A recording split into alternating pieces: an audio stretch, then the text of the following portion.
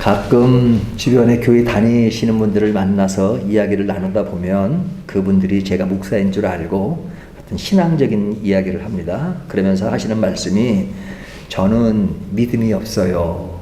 이렇게 말씀하신 분도 계시고 저는 믿음이 약해요. 또 그런 이야기들을 합니다. 반면에 그와 반대로 저는 믿음이 좋아요. 믿음이 있어요. 믿음이 충만해요. 믿음이 강해요. 라고 말씀하신 분은 아직까지는 들어본 적이 없는 것 같습니다. 약하다는 말씀들을 많이 하셔도 본인 스스로 믿음이 좋다 많다 하시는 말씀을 하시는 않습니다. 조금 적극적으로 표현하신 분들이 있다면 저는 믿음으로 살려고 노력합니다 하는 정도로 이야기를 하십니다. 아마도 자기 자신에 관하여 믿음이 있다고 충만하다고 강하다고 말하기에는 어느 누구도 자신 있게 이야기할 사람은 많지 않을 겁니다. 믿음에 관해서는 언제나 이렇게 낮은 자세로 우리가 늘 대하고 또 인식하고 있는 것 같습니다. 성경에는 믿음의 사람으로 표현된 인물들이 많죠. 우리가 있는 히브리서 11장을 보면 그 내용 안에 믿음으로 산 사람의 이름을 굉장히 많이 나열합니다. 제가 그 이름을 다 나열해 볼까요? 빠른 시간에 나열하면 아벨, 에녹, 노아, 아브라함, 사라, 이삭, 야곱, 요셉, 모세, 라합, 기드온, 바락, 삼손, 입다, 다윗, 사무엘 그리고 여러 선지자들입니다. 이 사람들이는 히브리서 11장에 기록된 믿음의 사람으로 기록된 인물들입니다. 여기에 나오는 사람들을 보면 각기 다른 방식으로 믿음을 실천한 사례들을 기록하고 있죠. 근데 우리가 그 많은 사람들 중에서도 믿음으로 연결된 사람들 몇 사람을 이렇게 추려 본다면 우리가 앞에 창세기에서 보았던 노아를 볼 수 있죠. 노아는 믿음으로 산 사람이다 이렇게 말할 수 있죠. 하나님의 명령대로 방주를 건축하여 그의 가족과 다양한 동물들을 대홍수에서 구해낸 사람, 그러면 노아, 그는 믿음으로 그 일을 행했다 이렇게 말할 수 있을 것 같고요. 또 모세는 이스라엘 백성을 이집트의 억압에서 해방시키고 이스라엘 백성들을 데리고 하나님의 언약을 이룬 중재 역할을 하면서 가나안 땅을 향했던 그런 믿음의 사람 모세를 생각해 볼 수 있습니다. 그 후에 다윗이라는 인물, 그 인물은 저 뒤에 문 좀 열어주시죠. 지금 다윗이라는 인물은 바벨론에서 신앙을 다윗은 믿음으로 골리앗을 이기고 이스라엘의 위대한 왕이 되어서 믿음을 실천한 왕이라고 할 수 있죠. 또 다른 인물이 있다면 다니엘, 그는 바벨론에서 신앙을 지키며 사자굴에서도 하나님을 신뢰하며 지킨 그런 인물로 다니엘을 이야기할 수 있고요. 신약의 인물로 나오면 바울 같은 인물은 예수 그리스도를 만나서 회심한 후에 복음을 전파를 위해서 소아시아 지역을 다니면서 또 유럽까지 다니면서 복음을 전했던 믿음의 사람이라고 할 수 있습니다. 이런 사람들을 믿음의 한 사람으로서 우리가 인식하고 있죠. 믿음의 사람이다. 그래서 책들 보면 믿음으로 산 사람들의 이야기 뭐 이런 책도 있고 그렇습니다. 근데 이제 이런 성경적인 인물들이 이제 믿음으로 산 행적이 부각되다 보니까 그 믿음으로 산다는 것이 굉장히 어려운 것이구나. 굉장히 힘든 것이구나. 그래서 그 힘든 모양새가 나와는 너무 좀 다르고 너무 크게 느껴져서 나와는 우리 개인과는 거리가 먼 것처럼 느껴질 수가 있죠. 그래서 믿음으로 산 사람은 특별한 사람들이 믿음으로 산 것이고 나는 거기에 비하면 믿음으로 산다고 말하기는 좀 쑥스러운 그런 모습을 지닐 때가 있습니다. 하지만 성경은 믿음으로 산다는 것을 어떤 특별한 사람이나 특별한 상황으로 규정짓는 것이 아니라 모든 그리스도인은 믿음으로 사는 것이라고 확정적으로 말씀하시죠. 성경은 분명히 말씀하십니다. 모든 그리스도인은 믿음으로 사는 것이다. 그래서 로마서에 보면 오직 의인은 믿음으로 살리라 그렇게 말씀하고 있죠. 이 오직 의인은 믿음으로 산다고 이렇게 이야기합니다. 이 의인이라고 하는 것은 특별한 사람이 아니라 그리스도인을 말하죠. 그러니까 그리스도인은 모두가 믿음으로 사는 것입니다. 그래서 모든 그리스도인은 믿음으로 사는 것이고 믿음으로 살아야 하는 존재죠. 믿음으로 살지 않는 것은 특정한 사람들에게만 해당되는 것이 아니라 모든 그리스도인은 믿음으로 사는 것이다. 도리어 믿음으로 살지 않는 것은 죄라고 말할 정도로 모든 그리스도인들은 반드시 믿음으로 사는 것입니다.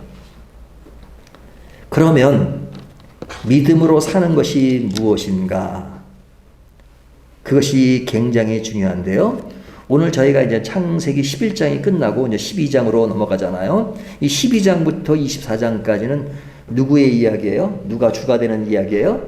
아브라함이 주가 되는 이야기죠. 근데 이제 이 아브라함으로 이야기되는 것은 실제적으로 한 사람의 예를 통해서 믿음으로 사는 것이 어떤 것이냐.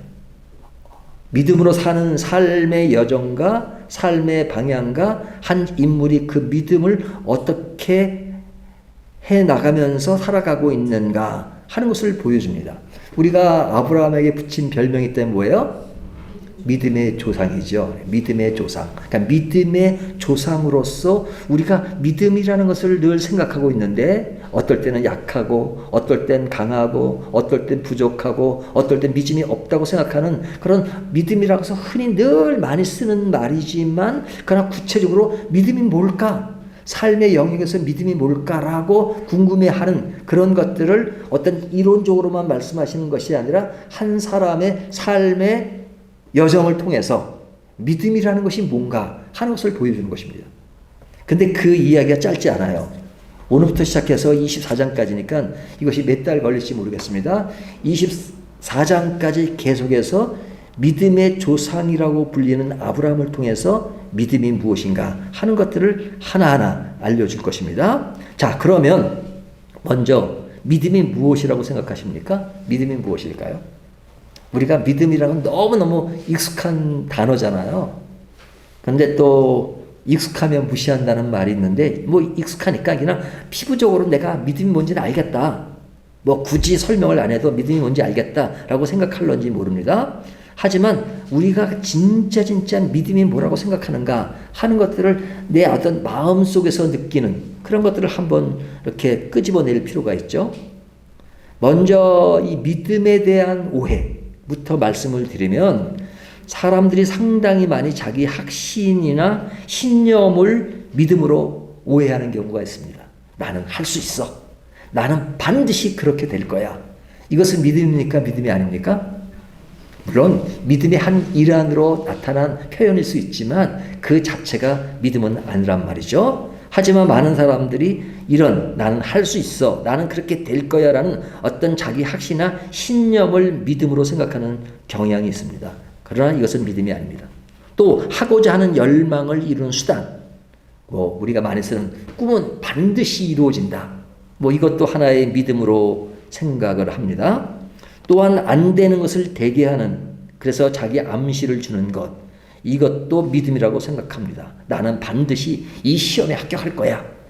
나는 최고의 자리에 오를 수 있어 라고 아주 자기 확신, 확신보다도 자기 암시를 자꾸 주는 거 있잖아요. 이것을 믿음으로 생각합니다. 물론 이러한 자세들은 긍정적이고 또 이렇게 뭐 좀 더 적극적인 자세를 가지고 살아가는 그 자체가 나쁜 것은 아닙니다. 보다 적극적으로 긍정적으로 살아가는 일은 좋은 일이죠. 하지만 믿음에 관해서 이야기할 때 이것이 믿음이냐 할 때 이 자체가 믿음은 아니라는 것이죠. 이것은 성경이 말씀하시는 믿음과는 거리가 있는 것입니다. 믿음은 단순히 자기 확신이나 신념이 아니라 그 이상의 깊은 어떤 의미를 가지고 있죠.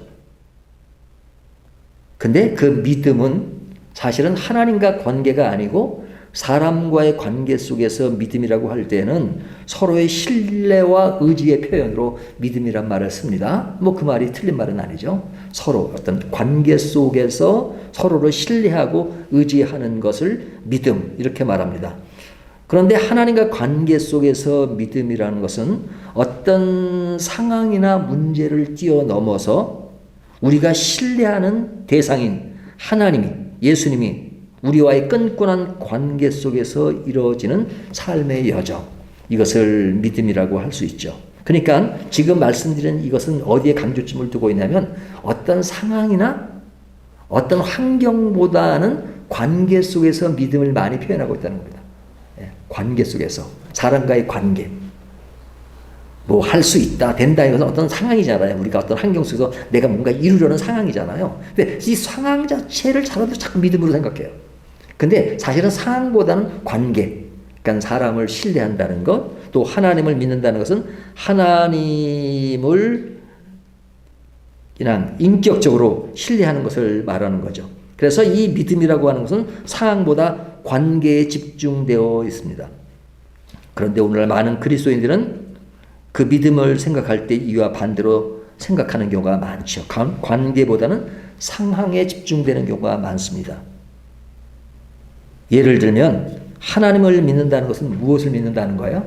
하나님 자신을 믿는 것이죠. 하나님 자신을 믿는 거다. 이거 분명해야 됩니다. 하나님을 믿는다는 것은 하나님 자신, 그분 자신을 믿는 겁니다. 하지만 하나님이 어떤 분이시냐 할 때 너무나도 많은 것을 행하실 수 있는 분이잖아요. 천지를 창조하신 분이고 우리를 구원하신 분이고 지금도 우리를 선한 길로 인도하시는 분이고, 그러니까 그 안에는 하나님의 능력이 있고 하나님이 주신 선물이 있고 하나님이 주신 풍성함이 있습니다. 그러니까 하나님이 크신 분이기 때문에 그분이 할 수 있는 많은 능력, 풍성함, 또 우리에게 베푸는 선물이 있습니다. 근데 그 분이 그렇게 하시는 능력이 있는 그분을 믿는 것이지, 그분이 행하시는, 그분이 가지시는 어떤 그 나타냄을 믿는 게 아니란 말이죠. 뭐 하나님의 능력을, 또 하나님의 풍성함, 하나님이 하시는 어떤 선물을 믿는 게 아닙니다. 물론 하나님을 믿으면 당연히 그 자체를 믿는 것이죠. 하지만 믿음의 본질이 어디에 방향을 두고 있느냐 할 때, 그냥 하나님에게 나타나는 어떤 현상을 가지고 우리가 믿음의 본질로 생각하는 것이 아니라 하나님 자신이 본질이다 이거죠. 하나님 자신. 그 자신을 믿으니까 그분이 하시는 모든 것을 믿는 것이지, 하나님을 믿지 않으면서 하나님이 보여주시는 상황, 선물, 능력만 믿는 경우가 많단 말이죠. 그러니까 제가 뭐 예전에도 그런 예를 가끔 들긴 하지만, 옛날에 우리나라가 그 어려운 시절에 저 중동에나 이렇게 많이 이제 파견나서 일하러 갔잖아요. 네? 일하러 갔잖아요. 그러니까 이제 본의 아니게 부부가 떨어져 있습니다. 부인은 한국에 있고 남편은 저 중동에서 열심히 일을 해서 돈을 보내주고 합니다. 그러면 이제 그 가족들이 얼마나 보고 싶겠어요.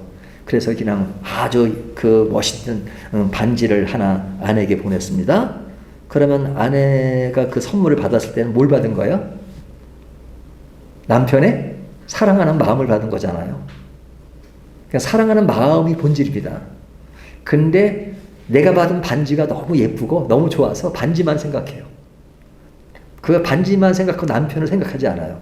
남편이 보내준 그것을 전혀 생각하지 않는다면 그 반지를 보내준 그 의미가 사실은 오해된 것이죠. 마찬가지로 하나님이 주신 선물, 하나님이 주신 능력, 하나님이 주신 어떤 것만을 좋아하다 보니까 하나님 자신을 잃어버린단 말이죠. 사실은 신앙의 본질과 믿음의 본질은 하나님 자신임에도 불구하고 많은 사람들이 하나님 자신보다는 하나님이 내게 무엇을 주셨는가, 무엇을 행하셨는가 하는 것에 관심이 많은 경우가 많습니다. 그것을 기복신앙이라고 하잖아요.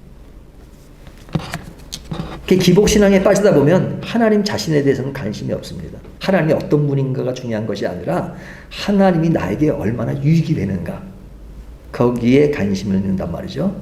근데 그 관심을 두는 자세, 관심을 두는데 내가 필요한 것들을 될 줄 믿습니다 하면 그 믿습니다는 그것이 곧 믿음으로 인식하죠.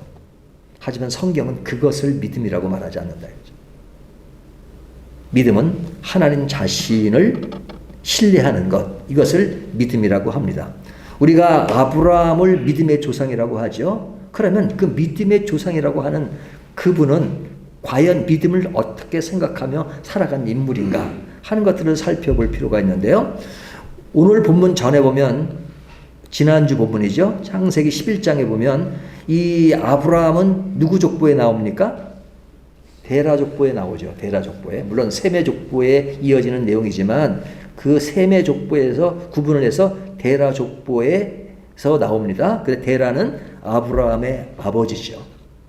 아브라함의 아버지인 데라부터 족보를 다시 시작을 합니다. 근데 이 데라가 낳은 자녀가 있는데 아브라함을 낳고 그 다음에 28절을 보면 나홀과 하란을 낳습니다.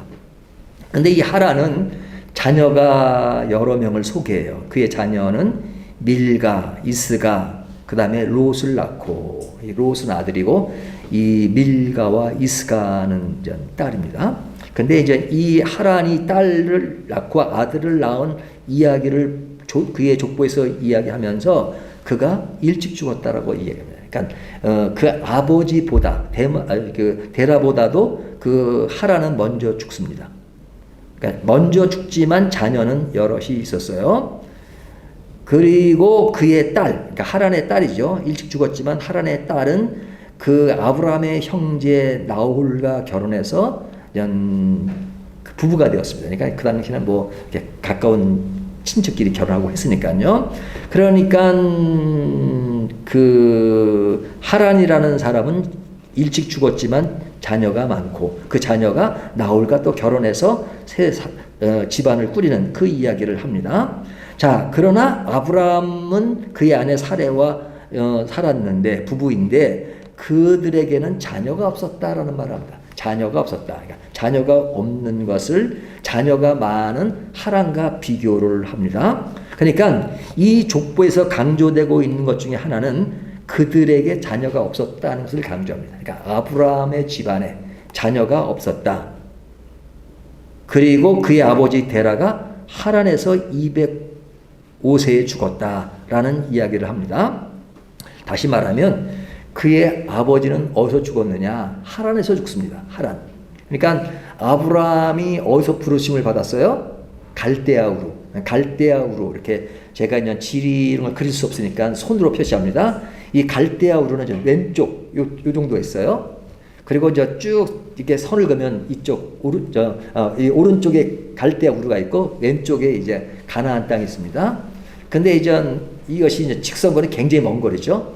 근데 이제 이렇게 그 위쪽으로 가면 요 중간 지점에 하란이라는 것이 있습니다. 그러니까 이 하란은 이제 이름도 하란이지만 지역 하란도 나오는 겁니다. 겹치니까 어떨 때는 헷갈릴 때가 있는데요. 그러니까 아브라함이 하나님으로부터 갈대아우루, 그가 태어난 것이죠. 갈대아우루로부터 부르심을 받고 하란을 통과해서 지금 가나안 땅에 들어오는 것이 그런 아브라함의 가나안 땅에 들어오는 그 길의 흐름이죠.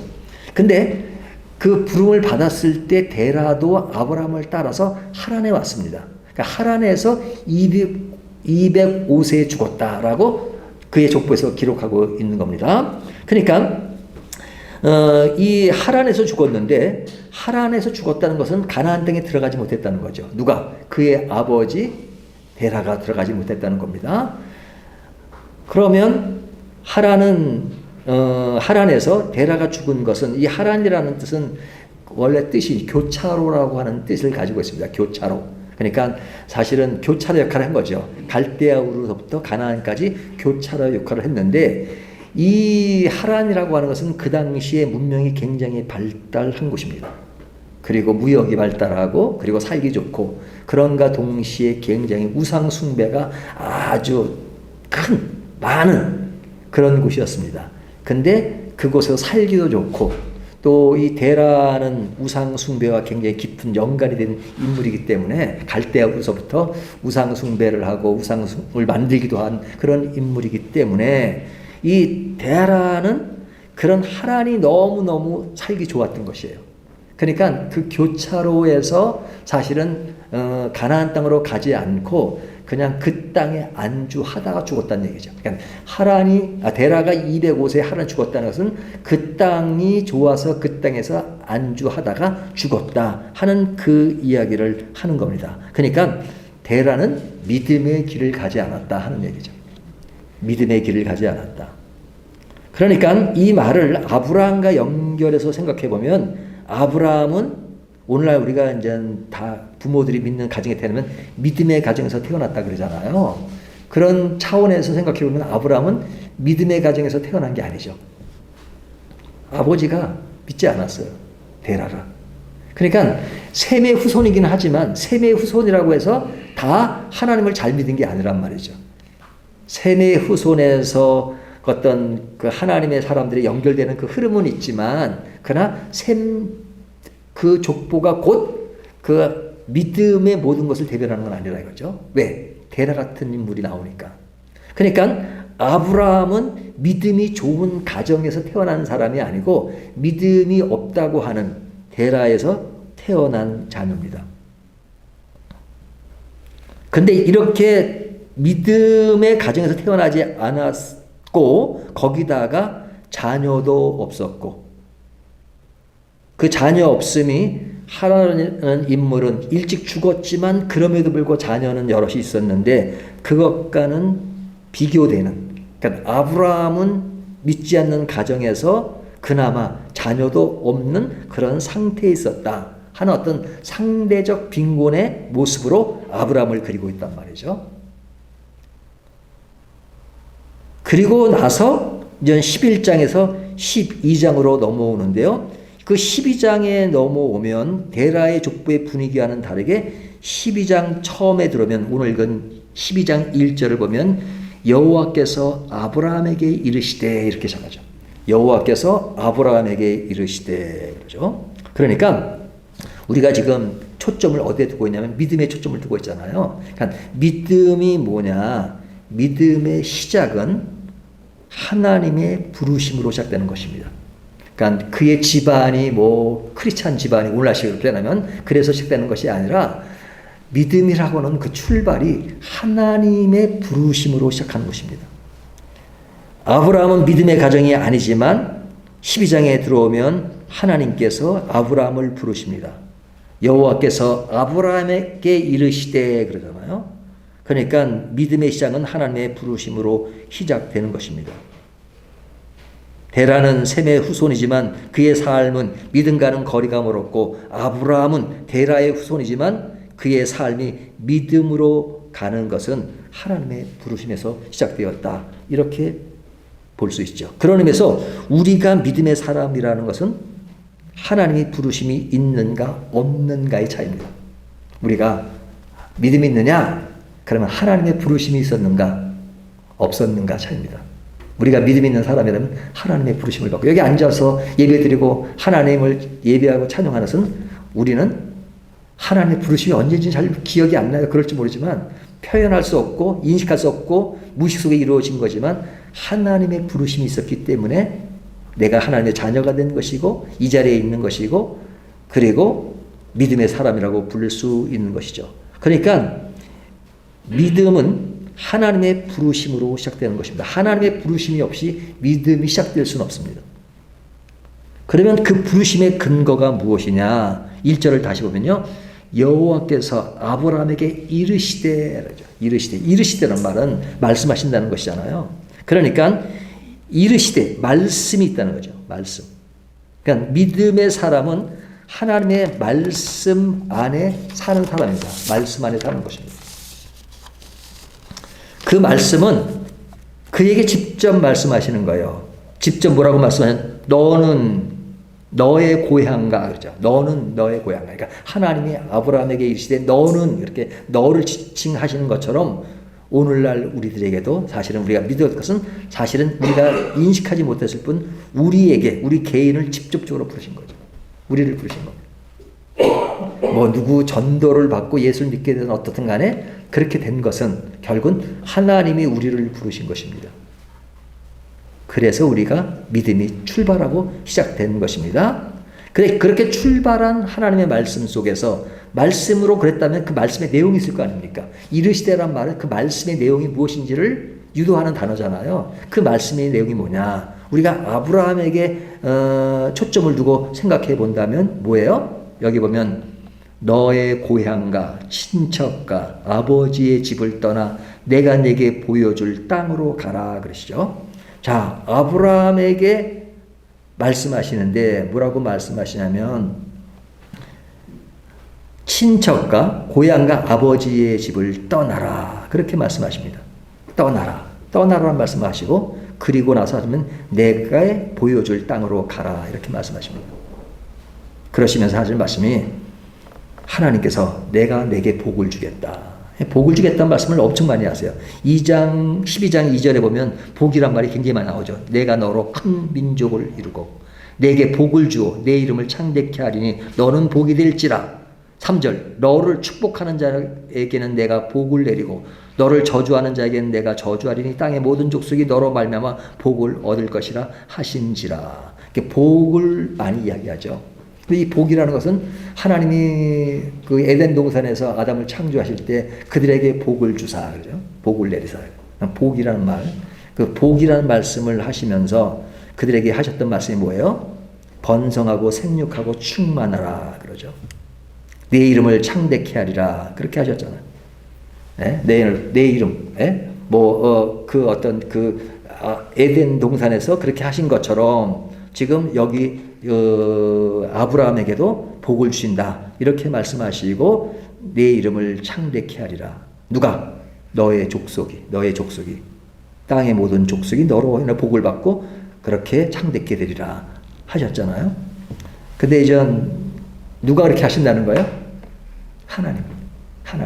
함의 후손들은 바벨탑을 쌓을 때 자기들이 뭐라고 그랬어요? 우리가 이름을 내자. 자기들 스스로가 이름을 내자가 그들에게 구호였습니다. 우리가 제대로 해서 우리가 힘을 모아서 하나가 되어서 우리가 이름을 내자. 우리의 이름을 내자. 거기에 초점을 두고 있다면 믿음의 사람으로 출발하는 아브라함은 하나님의 부르심부터 시작하고 그 부르심은 에덴 동산에서 그의 조상에게 말씀하셨던 생육하고 번성하고 충만하라는 그 말씀과 대해 너에게 복을 주셨던 것처럼 복을 주시면서 너를 창대케 하리라. 그 말씀을 하신단 말이죠. 그러면서 너를 축복하는 자에게는 복을 주고 너를 저주하는 자에게는 저주를 줄 것이다. 이 말은 믿음으로 사는 자, 믿음으로 살지 않는 자와 구분한 것이죠. 그러니까 하나님이 번성하기를 원하는 것은 단순히 인구가 많아지는 걸 원하는 거 아니죠. 아담과 하와 인구들이 많아졌잖아요. 그럼에도 불구하고 노아 홍수가 온 것은 인구가 많아졌다는 차원에서는 번성한 것이지만 하나님이 원하는 번성은 그런 번성을 원하는 것이 아니라 하나님이 복을 내리시고 하나님이 원하시는 번성과 충만함 속에서 이루어지는 그 번성을 원하시는 거죠. 그 번성이 복이 되는 겁니다. 그런 번성이 아니면 복이 되는 것이 아니라 저주가 되는 거죠. 그러니까 노아 홍수로 인해서 심판을 받게 되잖아요. 그러니까 그 이야기는 아브라함 때부터도 계속 이어지는 겁니다. 그러니까 너를 축복하는 자는 너를 축복하고 저주할 것이다 하는 것은 뭐냐면 하나님이 원하는 번성으로 이루어지는 것에서 복이 이루어지는 것에 복이 있고 그렇지 않는 것에 저주가 있다는 말씀이죠. 그러니까 이런 처음에 하나님이 말씀하셨던 그런 것으로 하나님은 그 믿음의 사람이 나아가기를 원하는 것입니다. 근데 이 말씀을 자세히 들여다보면 이 말씀 속에는 확연한 대조가 있습니다. 대조가 뭐냐면 떠나는 것과 갈 곳의 차이입니다. 떠나는 걸 어디를 떠나라 그래요? 내 고향, 친척, 아비집을 떠나라 그러죠. 근데 갈 곳은 어디예요? 갈 곳은 우리는 알고 있어요. 왜? 11장에 보면 그 갈 곳이 어디라는 것을 이미 말씀해 주고 있기 때문에. 하지만 우리만 알고 있는 거지 아브라함이 지금 10장에서 알고 있는 건 아니죠. 제가 이 설교 말씀에 대해서 제 아내한테 잠깐 이렇게 힌트를 줬어요. 그랬더니 또 성경은 좀 안다고. 아니 11장에 그 가나안 땅에 간 것이 있는데 왜 12장에 하나님께서 내게 보일 땅으로 가라. 에? 그러니까 그 보일 땅을 모르는 게 아니지 뭐 이렇게 또 저한테 반론을 하더라고요. 근데 11장에 말하는 것은 그냥 앞에 이루어지는 그 이야기들을 포괄적으로 얘기하는 것이고 그리고 다시 시작하는 것이 12장 1절입니다. 그러니까 12장 1절에 보면 내가 내게 보여줄 땅으로 가라. 보여줄 땅입니다. 그러니까 보여줄 땅이니까 아직까지는 보여주지 않은 것인 거죠. 그러니까 보여줄 땅으로, 그러니까 보여줄 것이라고 하는 그 예고를 하신 거지 보여진 것이 아닙니다. 그러면 여기에 확연한 대조가 있죠. 어떤 대조가 있어요? 떠나야 되는 그 고향집, 아버지 집, 그것은 눈에 확연히 보이는 거죠. 확연히 보이는 겁니다. 그 눈에 보이는 것들을 좀 뭐랄까 정리해야 되는 겁니다. 근데 그 보여진 그 땅은 자기가 경험하고 살아가는 삶의 현장이잖아요. 익숙한 것이고 의지할 수 있는 것이고 보이는 것이고, 그래서 이것에서는 생육하고 번성하고 충만하기 쉬워 보이는 것이죠. 내 개인 생활에는 굉장히 안정권에 있는 그런 곳이잖아요. 근데 그것을 하나님이 떠나라고 하십니다. 떠나라고 하십니다. 그 떠나는 건 좋아요. 그런데 가라고 하시는데 어디로 가냐? 확실하게 여기라고 이야기하시는 것이 아니라 보여줄 땅으로 가라. 그러니까 현재 보이지 않는 겁니다. 그러니까 이 이야기는 사실은 그냥 한번 하는 이야기가 아니라 이 말씀 속에는 믿음의 매우 매우 중요한 의미를 담고 있는 것입니다. 믿음에 관해서. 그게 뭐냐? 믿음이라고 하는 것은 이것이 중요합니다. 믿음이라고 하는 것은 보이는 곳에서 보이지 않는 것을 보고 사는 것입니다. 다시요. 믿음이라고 하는 것은 보이는 곳에서 뭘 보고 살아요? 보이는 것에서 보이는 것만을 보는 것이 아니라 보이지 않는 것을 보는 건 믿음이라 이거죠. 보이지 않으니까 사람들이 없다고 생각하잖아요. 보이지 않으니까 없는 것처럼 느끼는 것이 사실은 보이지 않는 것이 더 많은 겁니다.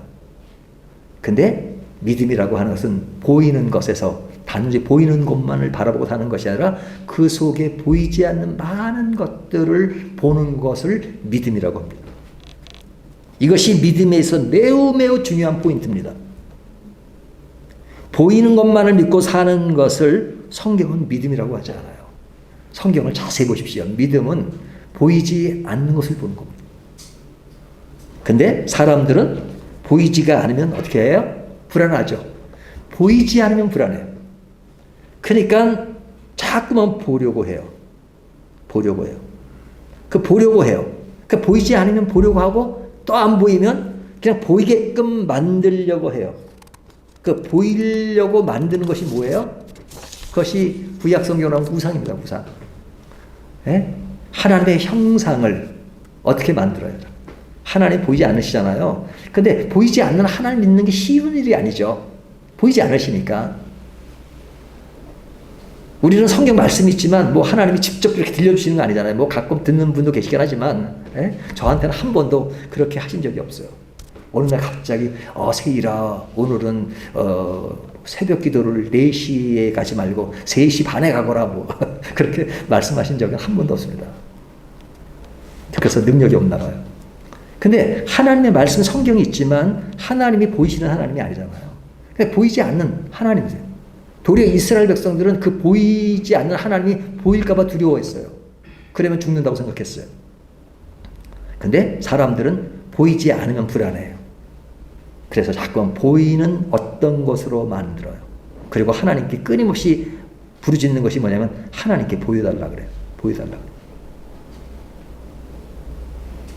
그리고 보이지 않는 하나님의 존재를 자꾸만 보이는 존재로 만들려고 하잖아요.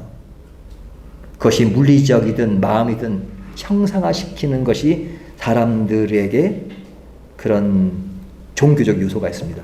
그래서 이단 종파일수록 외적인 것에 굉장히 신경을 많이 씁니다. 그냥 거기에 가보면요, 그냥 뭐 하나님이 딱 오실 것만 같은 그런 분위기잖아요. 예? 그냥 조명도 화려하게 하고 막 그냥 뭐가 내릴 것. 그래서 이 종교가 타락할 때 보면, 기독교가 타락할 때, 천주교를 포함해서 타락할 때 보면 자꾸만 뭐 그냥 외형적으로 화려하고 뭔가 그런 걸 좋아했어요. 왜? 자꾸 형상화해야 되니까. 사람들은 보여야지만 좀 마음이 편해져요. 보이지 않으면 불안하니까 자꾸 보이는 것을 만든단 말이죠. 그러니까 그런 것의 대표적인 것이 앞에 보면 바벨탑 사건도 그러한 말이죠. 자꾸만 뭔가를 지금 만들어야 돼요. 뭔가가 또 눈에 딱 보여줘야 되고 그러잖아요. 그러니까 예수님이 광에서 시험을 받을 때, 마귀에게 시험을 받을 때 그 마귀가 하는 것이 뭡니까? 자꾸 보이라잖아요. 네가 하나님의 아들이거든 보이라. 돌을 떡으로 만들어. 보이라 이거죠. 성전에서 뛰어내리는데 다치지도 않아. 그럼 사람들이 보고 하나님의 아들이라고 믿을 거 아니냐. 그러니까 좀 보여줘라. 기적도 보여주고. 그래야 내가 하나님의 아들인 것이 증명되는 것이 아니겠냐. 자꾸만 보이라 그래, 보이라.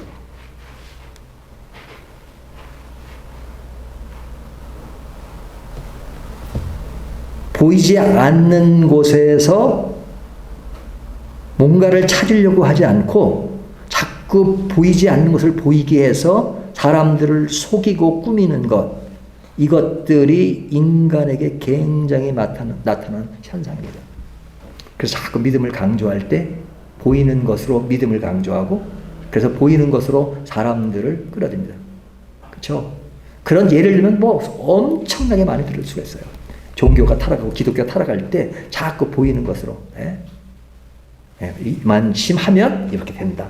이런 것들을 자꾸 강조하죠. 물론 보이는 것 자체를 무시하는 게 아닙니다. 그 보이지 않는 것들이 보이는 현상으로서 우리가 늘 삶의 터전에 살고 있어요. 하지만 그 속에 흐르는 보이지 않는 것, 이것이 믿음에도 불구하고 사람들은 자꾸만 보이는 것으로 믿음을 찾으려고 해요. 근데 이 말씀 속에 하나님이 너에게 보일 땅으로 가라, 보여줄 땅으로 가라 했을 때 지금 아브라함은 어떻게 반응하죠? 14절에 보면 이에 아브라함이 여호와의 말씀을 따라갔고, 그러죠. 이에 아브라함이 여호와의 말씀을 따라갔다. 이에라는 말은 영어로 so, 그래서 아브라함이 여호와의 말씀을 따라갔습니다. 그러니까 이 말씀을 따라간 겁니다. 그러니까 보여준 무엇을 따라간 게 아니에요. 아직까지는 보여주지 않으셨어요. 보여주겠다는 말씀만 하신 거예요. 하지만 그 말씀에 아브라함은 따라갔어요. 아직까지는 보이지 않아요. 하지만 따라갔어요. 이것이 믿음으로 사는 사람에게 굉장히 중요한 요소입니다. 보이진 않지만 하나님이 말씀하시고 하나님을 믿으니까 하나님이 하신 대로 따라가는 것. 이것이 믿음이에요. 보여지지 않았지만 따라가는 겁니다. 하지만 그와 다른 입장의 한 인물을 이야기하죠. 14절 이에 아브라함이 여호와의 말씀을 따라갔고 롯도 그와 함께 갔으며, 그렇죠? 자, 롯은 누굴 따라갔어요? 하나님의 말씀을 따라간 것이 아니라 보이는 인간 아브라함을 따라갔죠. 아브라함을 그러니까 보이는 아브라함을 따라간 것과 보이지 않는 하나님의 말씀을 따라간 것은 지금은 별 차이가 안 느껴지지만 뒤로 가면 롯을 믿음의 조상이라고 말하지 않잖아요. 아브라함은 믿음의 조상이라고 하잖아요. 그 믿음의 조상과 아닌 차이가 바로 이 차이입니다. 보이지 않는 하나님의 말씀을 따라가는 것과 그냥 인간에게 의존하고, 보이는 인간, 그게 제일 안전해 보이잖아요. 더 확실해 보이고. 그러니까 나중에 보면 소돔과 고모라를 택할 때도 롯이 그것을 보니까 정말로 좋게 보이잖아요. 그러니까 그는 늘 눈에 보이는 것을 최고의 가치로 놓는 겁니다. 보이는 것에만 의존하는 것. 근데 그렇게 정하는 것에 아브라함은 보이지 않는 쪽을 따라가잖아요. 그 하나님의 말씀. 그것이 바보처럼 보일지 모르지만 신앙이라고 하는 것은 보이지 않는 것을 따라한 것입니다. 그러니까 두 사람은 사실은 아브라함과 롯은 같이 그런 자기 조카잖아요. 갈대아 우르를 통해서 하란을 통해서 가나안 땅을 같이 갈 때 같은 길을 간 겁니다. 같은 길을 같이 동행했으니까요. 같은 길을 갔지만 한 사람은 하나님의 말씀을 따라갔고 한 사람은 아브라함을 따라간 것은 길은 같이 가는, 모양새는 같은 모양새지만 실제로는 같은 길을 간 거 아니죠. 그렇기 때문에 우리가 같은 장소에 있다고 다 같은 길을 가는 게 아닙니다. 어떤 사람은 다른 길을 갈 수가 있죠. 그러니까 우리가 보이는 형태로 지금 한 자리에 앉아 있지만 보이지 않는 형태 속에서의 우리가 같은 길을 가고 있는가를 늘 한번 생각해 봐야 될 것이죠. 내 개인적인 삶 속에서 나는 보이는 곳에 호소하고 있는가, 보이지 않는 곳에 호소하고 살고 있는가, 인식하고 살고 있느냐. 이 말이 실감나지 않을 수 있습니다. 하지만 제가 실감날 수 있는 한 예를 제가 늘 반복해서 하는 그 예를 좀 여러분 자꾸 반복되긴 하지만 그래도 그 예가 그 예처럼 정확한 것이었기 때문에 그 예를 한번 더 드리겠습니다. 시편 42편 예죠. 시편 40편에 보면 낭망하는 사람, 고민하는 사람, 낙심하는 사람에게 이런 말씀을 하십니다. 내가 어찌하여 낙심하느냐. 어찌하여 낙심하느냐. 이 어찌하여 낙심하는 그 시간의 말씀은 이게 단편적이지 않고 복합적이에요. 어찌하여 낙심하느냐 하는 것은 누구에게 하는 말입니까? 낙심하는 사람이 있으니까 낙심하는 사람에게 하는 말이잖아요. 낙심하지 않는 사람에게 어찌하여 낙심하느냐 이렇게 말하진 않죠. 낙심하니까 어찌하여 낙심하느냐. 그러니까 그 어찌하여 낙심하느냐는 것은 낙심하는 그 형태가 있는 겁니다. 낙심하는 모양이 있는 겁니다. 근데 어찌하여 낙심하느냐 말은 또 다르게 해석을 하면 이런 말이 됩니다. 너 왜 이렇게 낙심하냐? 낙심하지 말어 라는 말도 되죠. 낙심하는 그 상태를 이야기하지만 내가 어찌하여 낙심하느냐 했을 때 낙심하지 말아야지. 왜 낙심하고 있어? 하고 낙심하지 말아야 될 것을 이야기하는 거죠. 그러니까 하나의 문장이지만 그 속에는 실제적인 사항도 있고 또 그러지 말아야 될 그 단계를 뛰어넘는 어떤 의식인 것들을 이야기하는 겁니다. 근데 낙심하는 거라고 말할 때 그 낙심한다는 말은 영어로는 downcast예요. downcast. 예, 이게 뒤집혀졌다는 겁니다. 뒤집혀졌다는 겁니다. 근데 그거는 어디에 근거해서 뒤집혀지냐면 양을 가지고 얘기하는 거예요. 양. 내가 어찌하여 뒤집혀졌는고. 양이 이게 뒤집혀지는 겁니다. 내가 어찌 이거 뒤집혀졌는 거냐. 내가 어찌하여 낙심하는 거라는 것은 내가 어찌하여 뒤집혀졌는고. 양이 뒤집혀진 겁니다. 양이 이렇게 됐잖아요. 이렇게 뒤집혀진 겁니다. 그러니까 뒤집혀지면은 그게 그림으로 그려지시죠. 다리 4개가 이제 하늘을 향해 있고 머리가 하늘을 향해 있고. 근데 우리나라 분들은 양을 많이 볼 기회가 많지 않잖아요. 어디 가면 양이 있긴 한데 저는 이제 스코틀랜드에 좀 있어서 양을 볼 기회가 참 많았습니다. 근데 이 양은 굉장히 우둔한 동물 중에 하나예요. 우리가 성도를 양으로 비하하는 것은 아주 똑똑한 동물이 아닙니다. 우둔한 동물입니다. 뭐 시력도 약해가지고 1m밖에 못 보는 그런 양인데 이 양은 또 이게 덩치도 커요. 다리는 좀 얇고. 이게 탁 넘어지면 뒤집혀지면 못 일어납니다. 양은 뒤집혀지면 못 일어나요. 제가 동물의 왕국 이런 데 동물의 동맹에 이 거북이라든지 자라 같은 거는요. 이게 뒤집혀지면 못 일어나는데 금방 일어나요. 근데 양은 못 일어나요. 뒤집히지 못 일어납니다. 근데 이제 이게 여름에는 뭐 그 햇빛 쬐고 막 그러면 특히 이스라엘 같은 데는 굉장히 더우니까 그럴 때 오래 못 살고 한 1시간 내에 죽는다고 합니다. 뒤집혀지면 죽어요. 가스가 차가 죽어요. 근데 이제 가을 같은 데나 좀 시원할 때는 뭐 한 7, 8시간도 간다는데 양은 이거 뒤집혀지면 죽는 겁니다. 그러면 양은 뒤집혀진 상태가 있으면 이제 죽음만 기다리는 상태죠. 근데 이제 죽음만 기다리는 건 시간만 가면 죽는 겁니다. 하지만 그것이 다가 아니라 양을 잡아먹는 새가 있어요. 그래서 잡아먹는 새는 양이 죽기만을 기다리죠. 죽어야 잡아먹으니까. 죽기 전에 잡아먹자고 하죠. 빨리 죽어야지 자기 먹이가 되니까 요 양 주변을 빙빙 돕니다. 주변을. 그러면 빨리 죽어라 되잖아요. 빨리 죽어 빨리. 그러니까 그럼 양의 입장에서 보면 그렇지 않아도 시간만 가면 죽는데 또 큰 새가 자기를 죽으라고 자꾸 위협을 합니다. 그러면 굉장히 절망적이잖아요. 그러니까 이래도 죽고 저래도 죽고 가만히 있어도 시간만 가면 죽는 겁니다. 거기다가 또 저 큰 새까지 위협하면 자기 그 인생은 인간으로 자기 인생은 완전히 끝난 거죠. 절망적이에요. 자기의 지금 눈에 보이는 자기가 지금 처한 현실 또 눈에 보이는 그 새 눈에 보이는 모든 것들은 절망적이에요.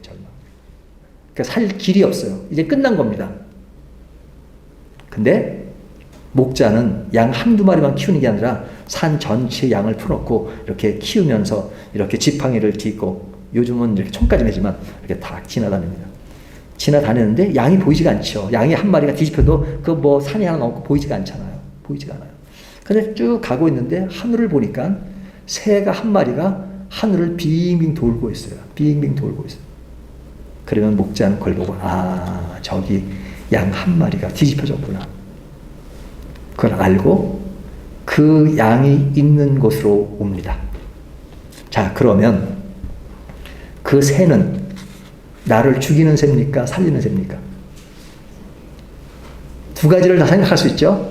우리가 보이는 측면으로만 생각해보면 영락없이 그 새는 나를 절망적으로 나를 죽이는 새입니다. 하지만 그 새를 보고 목자가 나에게 올 수 있다는 것은 보이는 거예요? 보이지 않는 거예요? 전혀 보이지 않는 거예요. 보이지 않는 거지만 나를 살리는 길이 지금 진행되고 있는 거죠. 나를 살리는 길이 진행되고 있잖아요. 하나님의 역사는 이렇게 진행되고 있는 겁니다. 지금도. 예전도 진행되고 지금도 진행되고 있고 하나님의 역사는 보이지 않게 늘 진행되고 있는데 사람들은 그 진행되는 것을 보지 못해요. 그러나 진행되는 것을 보는 사람이라면 뭐가 있는 거예요? 믿음이 있는 것이죠. 믿음이라고 하는 것은 바로 그런 것입니다. 보이지 않는 것을 보는 거예요. 근데 하나님이 말씀하셨어요. 내가 너희에게 보이지 않는 그 일을 나는 행하고 있다고. 근데 사람들은 그렇게 하나님이 말씀하셔요. 사람들이 보이지 않으니까 하나님이 말씀하시는 겁니다. 내가 그렇게 할 거다. 보이지 않지만 하고 있는 거야. 근데 아닙니다. 말씀 그렇게 하셔도 보이지가 않잖아요. 그러니까 믿을 수가 없다고 생각하는 겁니다. 하지만 믿어. 도마에게 예수님이 말씀하시는 꼭 보아야 되느냐. 보지 않고 믿는 것이 더 큰 믿음이다. 이렇게 말씀하시잖아요. 우리가 볼 때는 내가 넘어진 것, 내 앞에 나를 위협하는 그 새만 보여요. 그것이 전부인 것처럼 보여요. 하지만 주님은 지금 나에게 오고 계십니다. 그것을 믿으라고 말씀하세요. 그것을 믿는 것이 믿음입니다. 우리가 아브라함에게 있어서 지금 첫 시작이 뭐냐? 바로 내가 보일 땅으로 가라. 보이진 않지만 가면 하나님이 인도하실 것입니다. 그것을 가지고 믿음이라고 하는 것입니다. 믿음의 핵심인 것입니다. 그 믿음의 핵심을 우리가 늘 안고 살아가시기를 주님의 이름으로 축원합니다.